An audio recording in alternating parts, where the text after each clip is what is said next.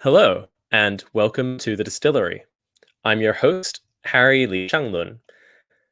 Today we have special guest, Gemma Mahadeo. Hello.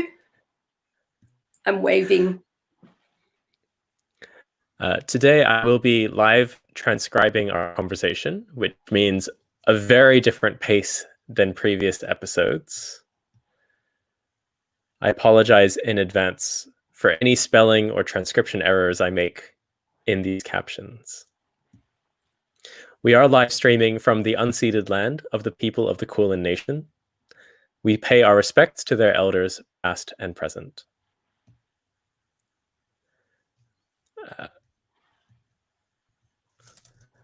Hi, Gemma. Hey. How are you doing? I'm good, thank you. I'm pretty excited to be talking to you.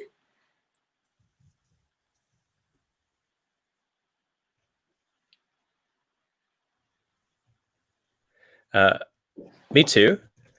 I would love to ask you about your writing and also about disability considerations and activism.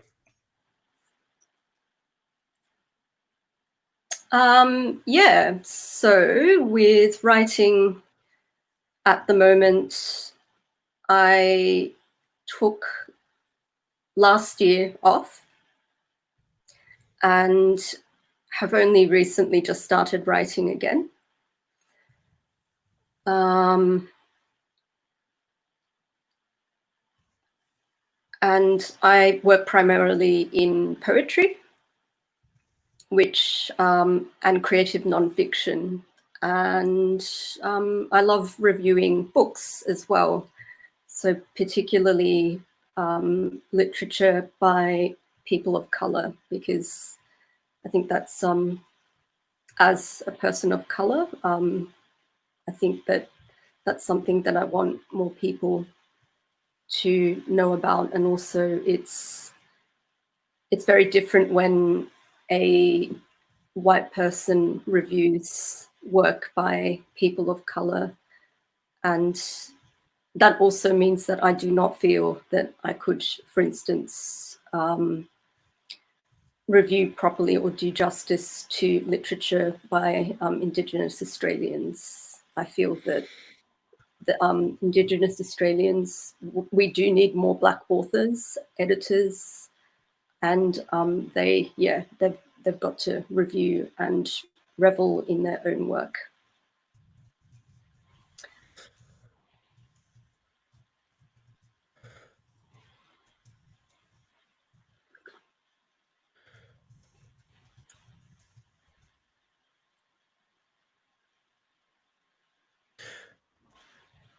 That's I'm still getting used to the pace of conversation. Am I speaking too fast or? No, that's fine. Cool. Feel free to let me know if you would like me to speak slower or take more pauses.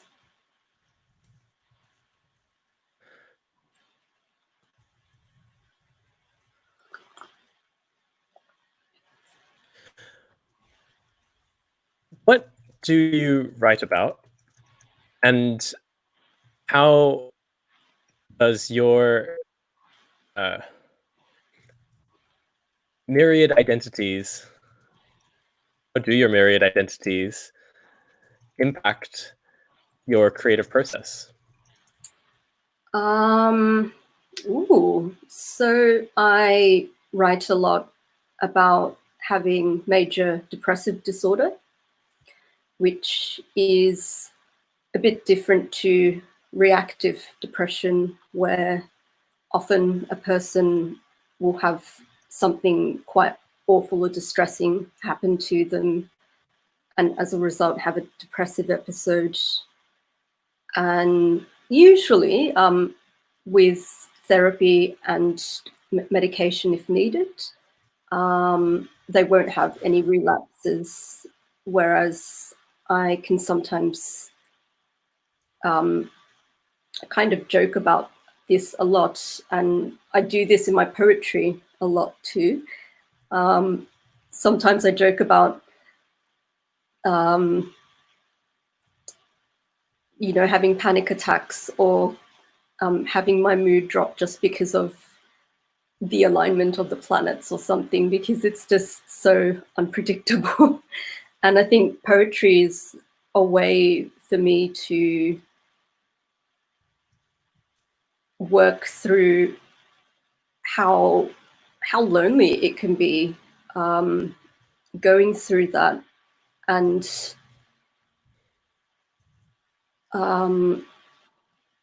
having, yeah, a sort of, I guess, probably a trait I get from my dad. There's certain element of dark humor to my work. I would love to write more about funny things, as in not me being sick.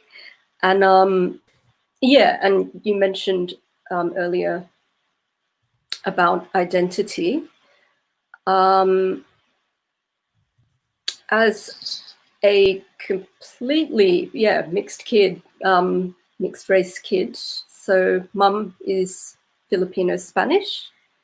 Dad is Indo-Guyanese, Guyana, not Ghana. And I was born in the UK. And so I do often interrogate in my work, where do I belong? How can I find a pocket where I do belong? And I think this has been somewhat recent in the last few years. I'm finding it a gift to be such a mashup of different heritages, because it's so colorful. There's just so many. I'm still learning so much about, for instance, Indo-Guyanese being very different to Afro-Guyanese or Afro-Caribbean generally. Yeah, so it's sort of, I think I'm now starting, and I hope this will make its way into my work, starting to celebrate that I actually belong to some really, yeah, cool lineages. Although, unfortunately, both a product of colonization, invasion, and imperialism. Yeah.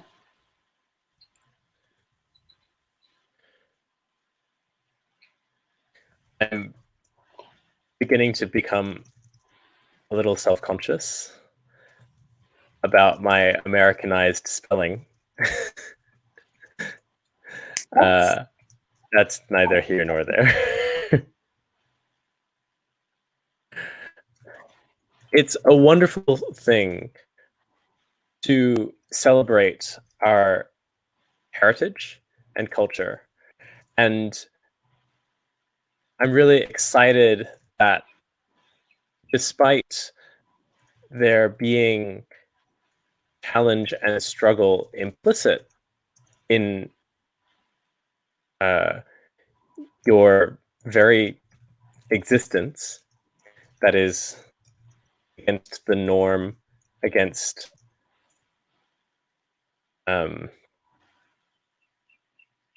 what society elevates. Your work, being informed by disability, fits into a larger conversation about disability activism. Yeah. In what ways does that conversation become real? How can people apply theory particularly as it applies to the large multiplicity of disability, including invisible illnesses, disability and illnesses and chronic illnesses? So I think for a start, disability conversations are still ridiculously white. There's no, it seems, I think, for white folks to, and of course this is a massive generalization, so I'm obviously not meaning all white folks, but at a reductive level, it's easier for them to recognize, say, so I have mental illnesses, and I think it's considered a bit more acceptable for folks to seek out help or admit to their family or parents that they've actually got some serious mental health issues going on. Whereas in communities of color, I think I'm fortunate in that I was old enough to understand that when we moved here, socioeconomically, it was a step up class-wise, as in my mum and dad just wanted better for the family. And so, you know, in England, it was always going to be working class and basically always just making your bills. And that's also quite different to, I grew up knowing that, but also had the, again, I feel that this is a privilege. I lived in my mum's home village for a year when I was 4. And it's over an hour, I think it's an hour and a half away from Metro Manila. It's incredibly poor. I think my grandmother, maternal grandmother, who passed away in 2015, only got a flushing toilet the year before she passed. So, yeah, you know, you do your number ones and number twos in a hole in the ground. And I'm glad for that experience. It just, as a kid, you just think it's, oh, this is a bit different to England, but it's normal. And so understanding that mum and dad, once we arrived in Melbourne, were exhausted because they were just working so hard and, you know, wanted a bit more than just to be able to cover bills. So, you know, have a bit of a buffer. And that did mean that, I guess because they're under so much physical stress, they can not necessarily notice things like psychological issues. And I mean, mine started pretty early. I definitely had some form of anxiety when I arrived in Australia. But the mentality, I think, with migrants is, well, what have you got to be depressed about? You know, there's people out there, and this kills me. It's so, because it is so true, and it's something I feel incredibly guilty about when I do get severely depressed. I have a warm, dry place to sleep in. And yet, why am I so unhappy? Of course, that's internalized ableism. I can't help that my brain literally does not make the amount of the chemical or chemicals needed to find it really easy to get out of bed and want to eat breakfast and get dressed and shower. Yeah, so I think with migrants, it's sort of, work hard and it will go away until it doesn't, which it didn't in my case. I had my first major breakdown in my second year of uni. And had a very, very embarrassing attitude towards it. I had this game plan. I thought, okay, going to see my psychiatrist, going to take the medications that he recommends, going to do all of that. And then I know that the medications will take 6 to 8 weeks to start working. After that, they'll start working. I'll be able to come off them once I start feeling better for long enough. Yeah, it's not quite like that. It's not a do this and you will be cured. There was I put a lot of pressure on myself, not just for myself, but for my family to be cured. But it was amazing how different things were once I started to think of it as, how about you work on being the least unwell you can be and see where that takes you. And yeah, as a result, bouncing back from episodes is so different. I think I'm a lot more accepting about what I need to do when things start to, when my mood starts to drop. And it's been great to actually see stuff that I've been trying and working.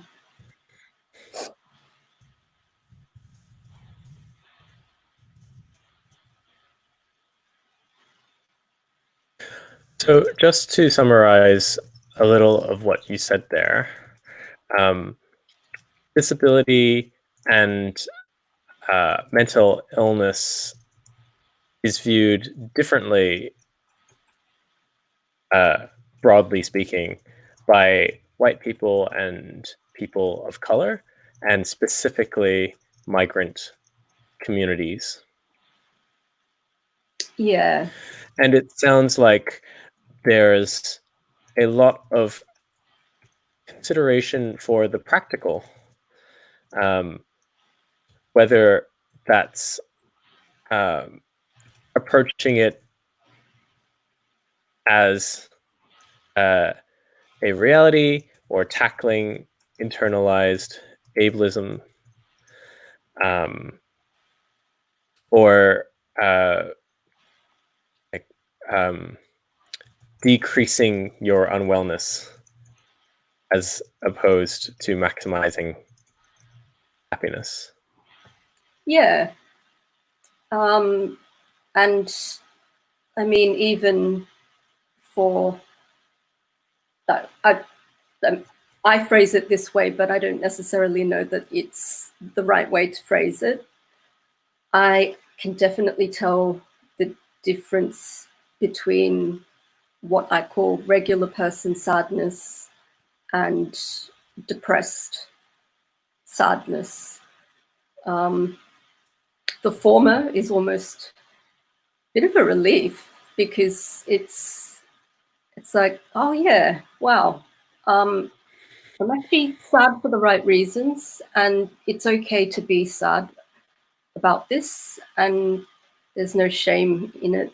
And maybe if I just think about that or accept that, it will just take its time and gradually abate as it needs to. So how do these considerations affect collaborative processes of creativity for you? I know you worked on an experimental poetry game with Ian McClarty, which Yep. is actually up as a finalist in this year's Free Play Festival, which is the longest running independent games festival in the world. Huge congratulations to both of you for that, by the way. Thank you so much. I'm so excited. And so I wanted to ask about collaboration and the practical allyship that might be involved. So Ian and I originally met at Free Play because I had a successful application to write video game ekphrastic poems. So ekphrastic usually is stereotypically poetry about paintings, and it was women writers of color commission. I pitched Writers Victoria and said I would like to write some poetry about video games. And there is this wonderful place called Bar SK, RIP, that curate and exhibit an amazing array of independent games from not just locally, nationally, and internationally. And then I didn't choose games. I went up to Dave at the time, one of the bartenders, and said, okay, I'm writing some poems about video games. Tell me which games I need to pay attention to. And Catacombs of Solaris by Ian immediately came up. And that just, I mentioned to you earlier, blew my mind. I felt like a kid just looking at the world in a completely different way for the first time ever. It was just, wow, this is what game makers can do. And yeah, then from that, thankfully, Ian loved the poem that I wrote about Catacombs of Solaris. And then we decided to try, a collaboration.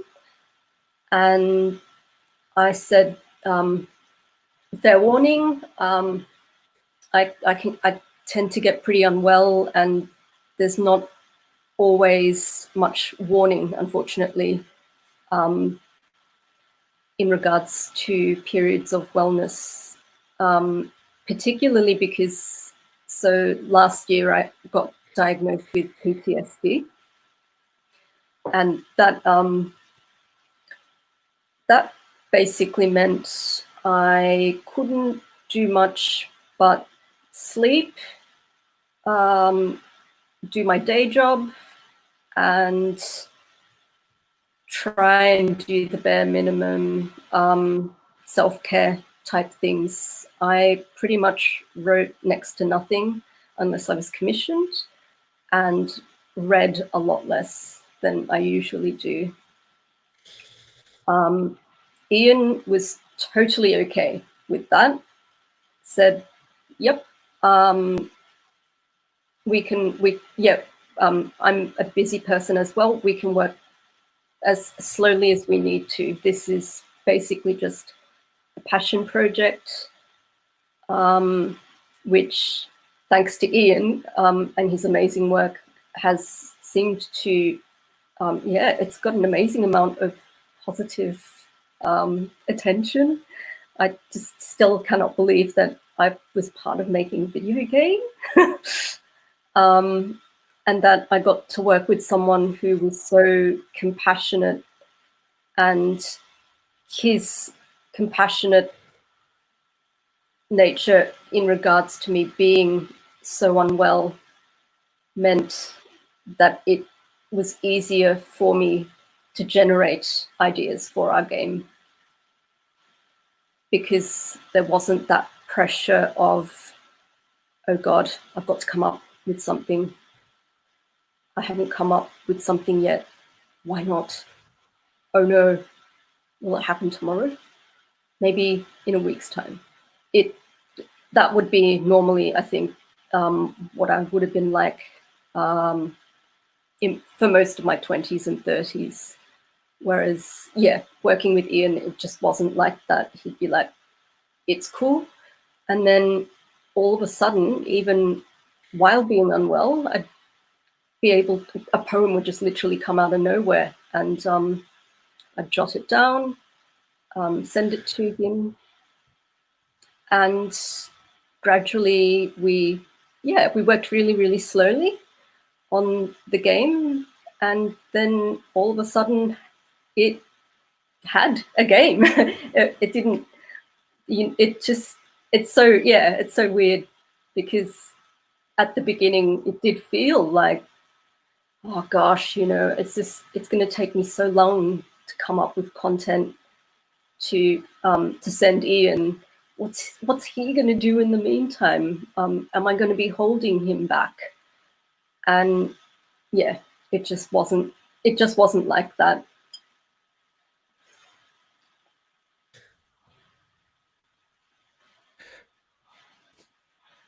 That's amazing to hear about. I think it speaks to the necessity of recontextualizing, renegotiating, and like renormalizing the scale of time and attention. Yep. And this notion of pressure speaks, to me at least, of the demands of a capitalist society, which creates the expectation of productivity as measured by, specific worth that often individuals living with disability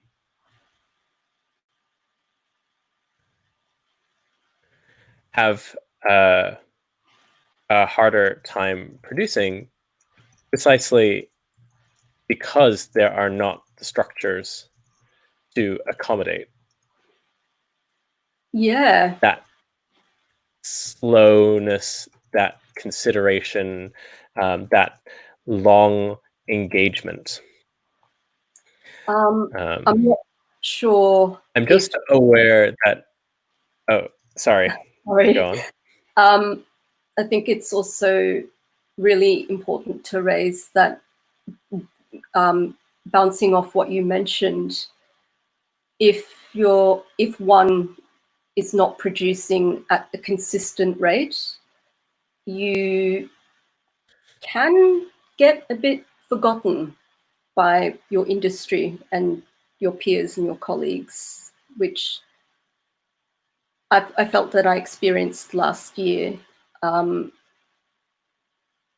a way, it was really, really difficult to make the decision to take that year off from not editing, for instance, the manuscript that I'm working on. But yeah, actually, now I'm starting to realize I made the right decision, and it's, yeah, I still do feel that I've disappeared a little off the writing community radar, but you know what? That's there's more important things. Yeah, just, oh gosh, getting hugs from my cat, being able to cook a meal from scratch, drinking amazing tea.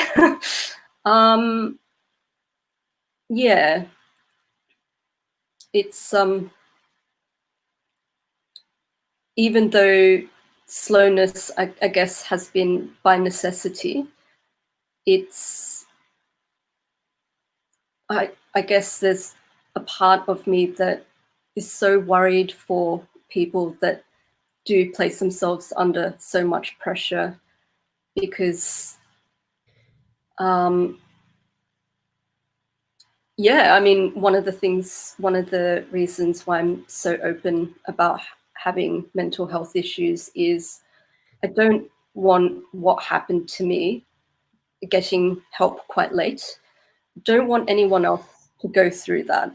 I think it's really important that if you are not feeling well and it's continual, don't be afraid to talk to someone that you trust, and try to talk to a therapist, yeah, a professional, because it really does help.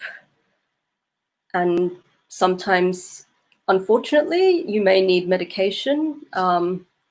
Medications can be pretty, some of the side effects are not fantastic. I've been on antidepressants most of my adult life. And for me, it's automatic. I don't really think of it as a, oh, this sucks, why do I have to take these? It's just, yeah, it's just, oh, okay. You wake up, make sure there's a bottle of liquid nearby, grab your med tin, take your meds.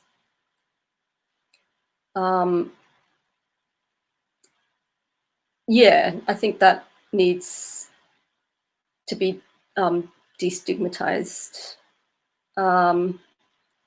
You and I last year, we spoke at the Future Echoes festival, and I noticed that a panic attack was coming on, and it was kind of liberating because I actually popped a tablet of diazepam while I was sitting before our panel actually started. And the reason I did that was I felt that it was important to normalize that you can't, particularly with PTSD, the panic attacks, there's no rhyme or reason to them. They happen for, I guess, very, very buried reasons. And it's taking me a while to figure out what my triggers are. And yeah, so that's one of the reasons why I chose to do that.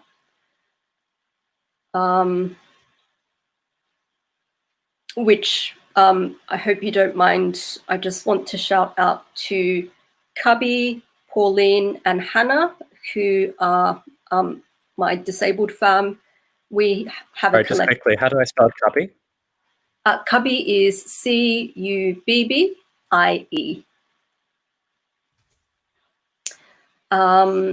We have a disabled Q BIPOC collective. And yeah, we're kind of trying to do some disability activism and center Black, Indigenous, and people of colour's voices, and queer folks. So me and Cubby are non-binary, and I think I know Hannah definitely is queer, and I think Pauline also. And having them also understand what it's like when you are struggling is, I feel so fortunate to have crossed paths with them. I can't even remember how I met them, but I can't imagine life without them now. They're just, yeah, pretty, I've gotten, yeah, despite being so unwell, I have so much to be thankful for, I feel. I know we're running out of time, but I did want to mention one really important thing. This is super important because I know that you are not going to say anything about this, but I wanted to say that one of the reasons I agreed to do this interview was when RIP, All Day Breakfast, existed. I was not in a financial, sorry, All Day Breakfast being a co-working space for creatives of all sorts. I was not in a financial position to pay rent or contribute rent, and yet you gave me a key and you let me work there like I was a, I was a paying co-worker, and that made me take my creative practice so much more seriously. It put me in the headspace of, wow, someone actually thinks what I'm doing is worth it. They may not know what it is that I do, but the fact that they're willing to give me this space, this means so much to me. So yeah, Shang Lun, I just want to say thank you so much for that, because yeah, I was the starving artist cliche back then. And yeah, you have no idea how much, how grateful I continue to be for that.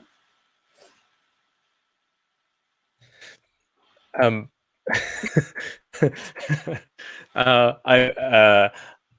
am incredibly touched. I need to transcribe that I'm incredibly touched.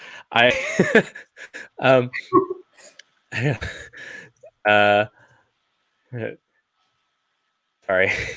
Thank you, Gemma. It's been a real honor and privilege to be able to consider myself your friend and colleague in this broad creative industry. Yeah. I think the last few minutes have been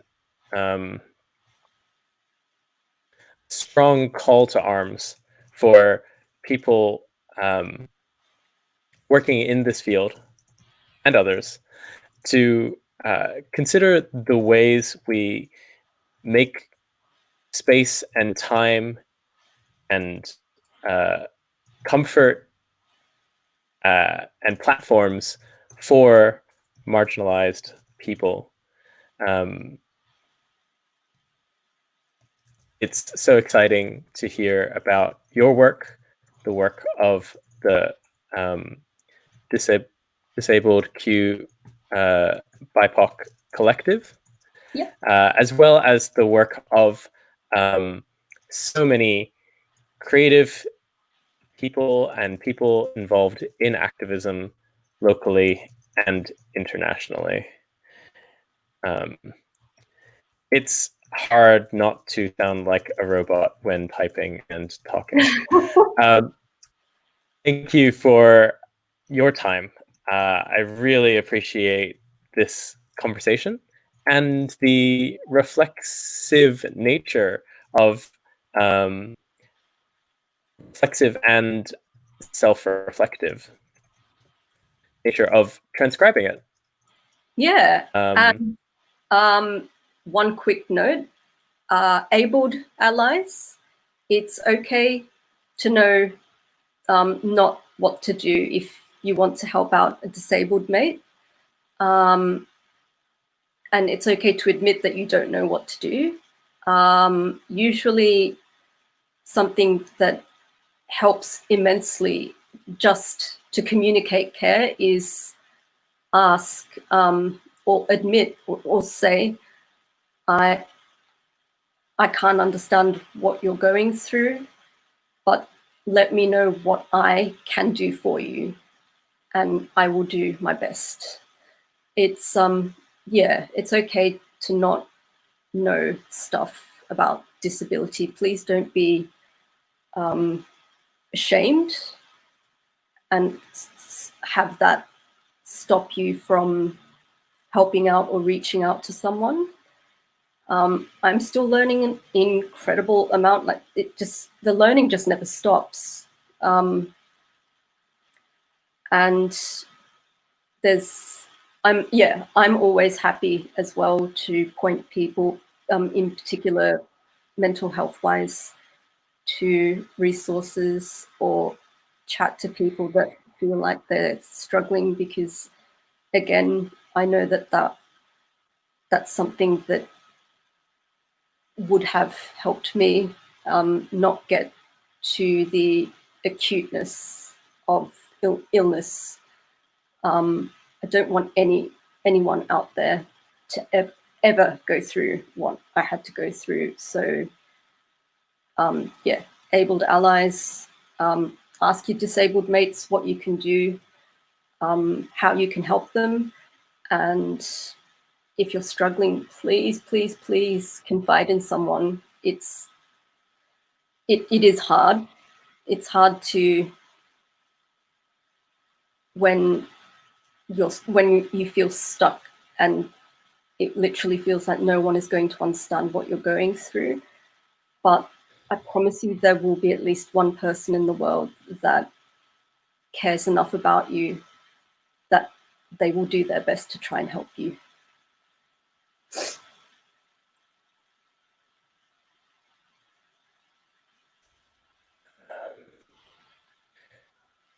Emma, thank you for your words, for your compassion, and for your time today.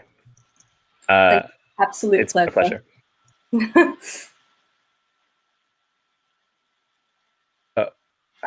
I typed it, disappeared. Take care, Gemma. Bye. I'll just quickly write that again. Thank you for your words, your compassion, and your time. It's been an absolute pleasure.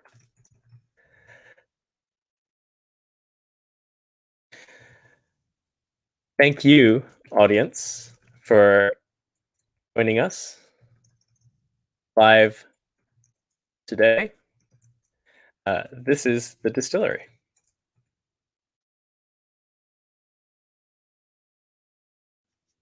I am the host, Harry Lee Shang Lun. You can find us online at distillery.site, as well as Instagram at distillery.site, and Twitter at distillery.site. New episodes stream roughly daily. Do check back. And thanks once again. Take care, everyone.